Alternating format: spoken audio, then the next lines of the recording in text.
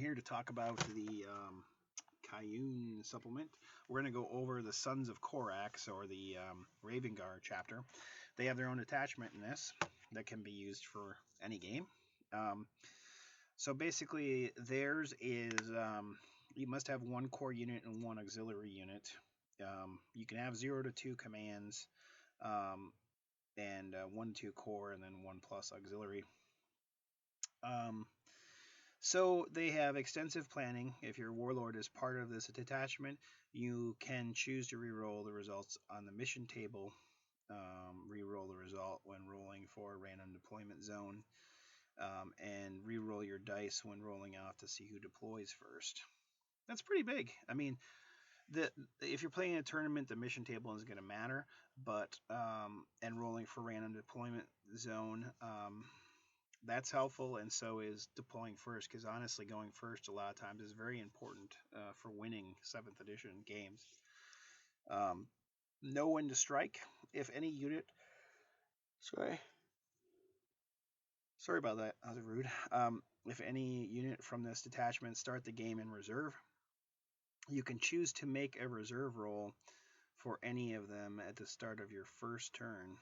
If their roll is 4 or more, the unit arrives this turn. Otherwise, it remains in reserve and is rolled for normally. So you can get things first turn on a 4-up. That's pretty nice. I mean, you could null deploy and try to get stuff in. That's pretty amazing. I mean, you don't even need drop pods for that. That's amazing. Know when to fade. You can always choose to fail morale checks for units in this detachment. Which I think Space Marines can always choose to do that anyway, I thought. But maybe not. So the Strike Force Command is the same as the Codex Space Marines. Reclusium Command Squad is also Codex Space Marines. They can take the Battle Demi Company as Codex Space Marines, but then they have the Pinion Battle Demi Company, which is 1 Captain or Chaplain. Shadow Captain Shrike can be taken in place of Captain or Chaplain. 0 to 1 Command Squad, 3 Tactical Squads, 1 Assault Squad, 1 Devastator Squad, 1 to 5 Scout Squads or Scout Bike Squads in any combination.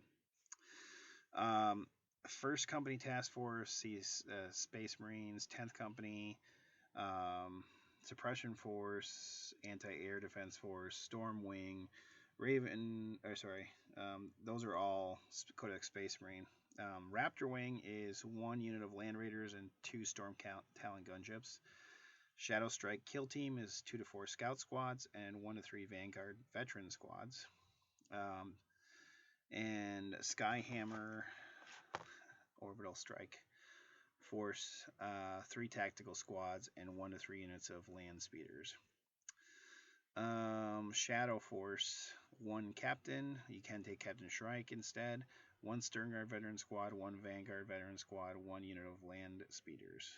And then Bladewing Assault Brotherhood, 1 Captain or Chaplain, take Captain Shrike, 1 to 3 Vanguard Veteran Squads, and 2 to 4 Assault Squads. Ravenhawk Assault Squad is 1 Sternguard Veteran Squad, 1 Dreadnought Ironclad Dreadnought or Venerable Dreadnought, and a Storm Raven gunship. So the Pinion Battle Company, what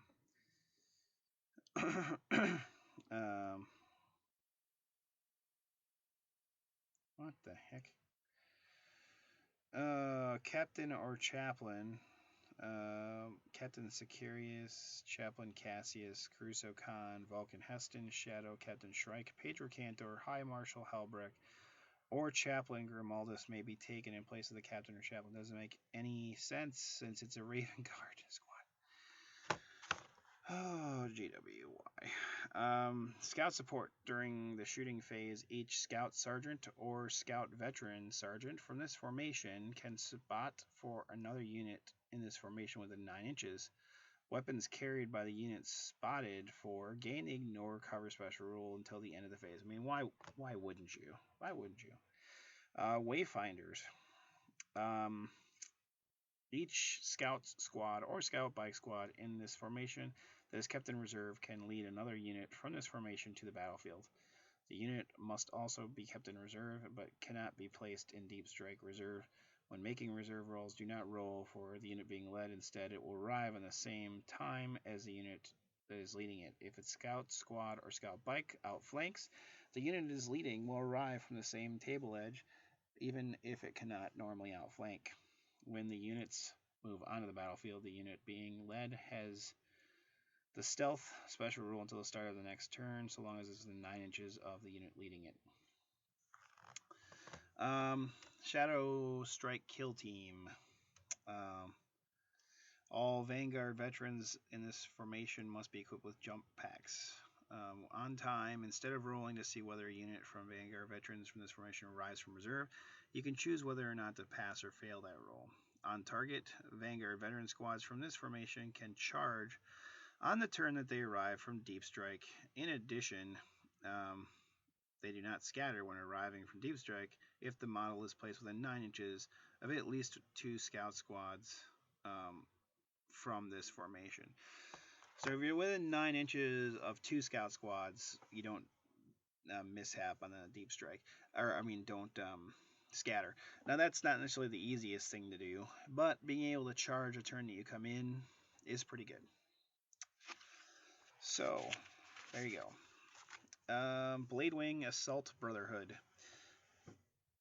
All models must be equipped with jump packs. This formation may include no more than 30 models. On Wings of Fire, once per game in your movement phase, you may declare that this formation will disengage. Each unit from this formation that is on the battlefield is removed from play, even if it is locked in close combat, and placed in ongoing reserve. Thunderhawk Assault. If any units from this formation are in reserve or ongoing reserve, they will arrive at the same time. If you need to make reserve rolls, make a single roll for the unit from this formation. When the formation arrives from reserve, draw a straight line from a point on any table edge to a point on the opposite table edge. Each unit from this formation must attempt to deep strike onto a point on this line. It can reroll scatter dice when deep striking. Not terrible. Skyhammer Orbital Strike Force. Drop site clearance. At start of your first turn, before any drop pods arrive using the drop pod assault special rule, pick a point on the battlefield and mark the center of this formation's drop side. Units from this formation reroll to hit and to wound rolls of 1 against enemy units within 12 inches of that point, and drop pods from this formation that arrive from deep strike within 12 inches of that point only scatter d6 rather than 2d6. Shock Assault. Tactical squads from this formation can run and then shoot on the same turn they disembark from their drop pods. Okay. Ravenguard Assault Group. Targeting Strike. When first unit from this formation is deployed or arrives from reserve, nominate a unit in the enemy army to be the assault group's target. Units from this formation re-roll to hit rolls that unit for the duration of the battle. That makes sense. Vertical insertion. Storm Raven gunship from this formation has a deep strike special rule. If it arrives from deep strike, it must hover on the turn it arrives. That's a little risky, but potentially you could do it. I suppose you could do that and drop off your your dreadnought and your veteran squad if you wanted to. The Raptor Wing, incoming support. If a Storm Talon gunship from this formation are in reserve at the start of the controlling player's second turn, they arrive automatically. Once per turn in your shooting phase, a land speeder from this formation can nominate an enemy unit within 18 inches of line of sight. That unit is designated as a priority target until it's destroyed or until a land speeder from the formation designates another priority target in a later turn. Storm Talon gunships from this formation reroll failed to wound and armor penetration rolls when firing at target priority units. They can also choose to reroll glancing hits and attempt instead to get a penetrating hit. Not so bad. Shadow Force. Acute senses, move through cover, and scout. Swift deployment. So non-vehicle units in this formation can reroll the dice when determining their run moves, and the vehicle units in this formation can move an additional 6 inches when moving flat out. Cool. So you can have a captain, stern guard, veteran squad, and a unit of land speeders. The captain may not be equipped with Terminator armor. And it looks like, again, you can have Captain Sicarius, Caruso Khan, Vulcan Heston, and Shadow Captain Shrike, Pedro Cantor, High Marshal Halbrecht be taken in the place of the captain. Interesting. Warlord traits. When your warlord, number one, when your warlord is chosen the target of a shooting attack, you can immediately vanish into the gloom, move up to d6 inches. Models from your warlord unit that are in cover at the end of this move have +1 to their cover save throws against shooting attack. The firing unit cannot choose a different target even if the warlord is now out of range or out of sight. Your warlord unit can only vanish into the gloom once per turn, and cannot do so at all if falling back or charging. Concentrated attack. At the start of your charge phase, pick an enemy unit within your warlord's line of sight. Until the end of the phase, Ravenguard units can reroll charge rolls against that unit. Master of Shadows. Once per game, as long as your warlord is on the battlefield, you can declare in your movement phase that night fighting rules are in effect until the start of the next turn. Silent Stalker. Enemy units wishing to fire Overwatch at your warlord or his unit must first pass a leadership test. If the warlord charged through difficult terrain, subtract 2 from the enemy's unit's leadership test when they take this test. Exit strategy. When rolling for variable game length, you can add or subtract 1 to the result if your warlord is on the battlefield. Swift and Deadly. Once per battle, your warlord and any unit he has joined can charge even if they run in the preceding shooting phase. They can take the relics of the Ravenspire in addition to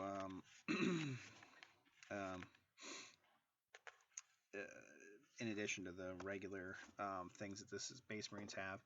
Armor of Shadows is 35 points, confers a 2+ armor save, and has a stealth special rule or the shrouded special rule if it did not move, run, or charge in the previous turn. Ex Tenebris is 10 points. It's a 24-inch range gun, strength 4, AP 5, assault 3, rending precision shots. Nihilus is 15 points. It's a veteran scout sergeant only, replaces the model's bolt gun. It's a 36-inch range, strength X, AP 3, heavy 1, sniper, armor bane, shadow shot. A model equipped with the Nihilus can shoot at a different target from the rest of his unit when fired at a vehicle. The weapon comes with strength 6 instead of normally strength 3 for sniper rifles. Raven Skull of Korvad, 15 points. Add 1 to the weapon skill and leadership of a model equipped with the Raven Skull of Korvad. If the model is removed as a casualty, note its last position. For the rest of the battle, friendly Ravenguard models have the Hatred and Rage special rules if they're within 6 inches of this position. It's good for 15 points. Raven's Fury. Raven's Fury is a jump pack. When the model equipped with the Raven's Fury makes a Hammer of Wrath attack, they are resolved at +2 strength and have the Strike Down special rule. Swift Strike and Murder, 35 points. Swift Strike and Murder replace both models' bolt pistol and melee weapon, and each can be used as a melee weapon with the following profile. Strength of the user, AP 3, melee, flurry, shred, specialist weapon.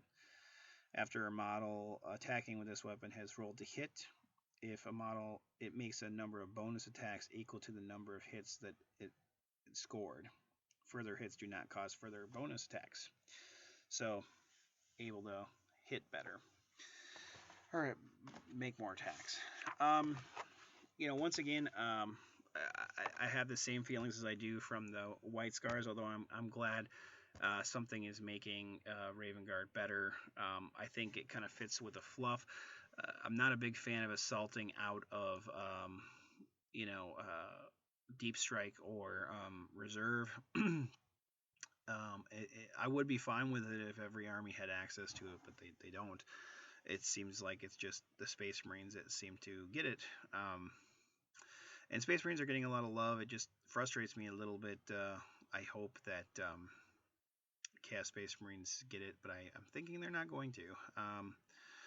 But we'll see. I think it's good for people that want to play Ravenguard. I think it's good. I think it's a little stupid that you can take captains from other chapters and have it in the Ravenguard squad. It doesn't make a lot of sense to me, but it's reminiscent of the 5th edition Matt Ward Codex for Space Marines, but ever since 6th, it doesn't make a lot of sense. However, that being said, if you do take a different captain that has different chapter tactics, if he joins a squad that has a different chapter tactic, they're going to lose those chapter tactics. So that is something you have to think about if you do that and have them join a group, because it will affect them.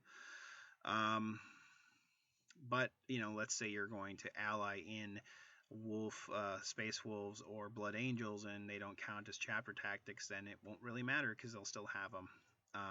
But something to think about if you're going to take a different, somebody with a different chapter tactic than the Ravenguard.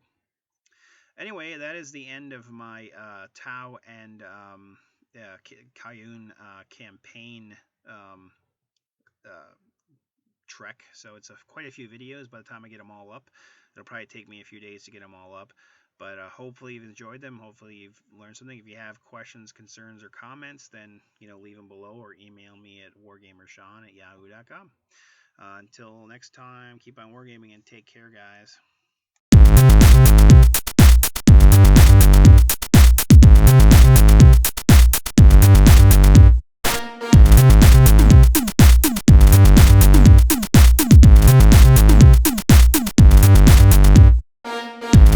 Goodbye. Goodbye. Goodbye. Goodbye. Goodbye. Bye-bye. Goodbye. See ya. Bye for now. Bye for now. Goodbye. I like bottoms.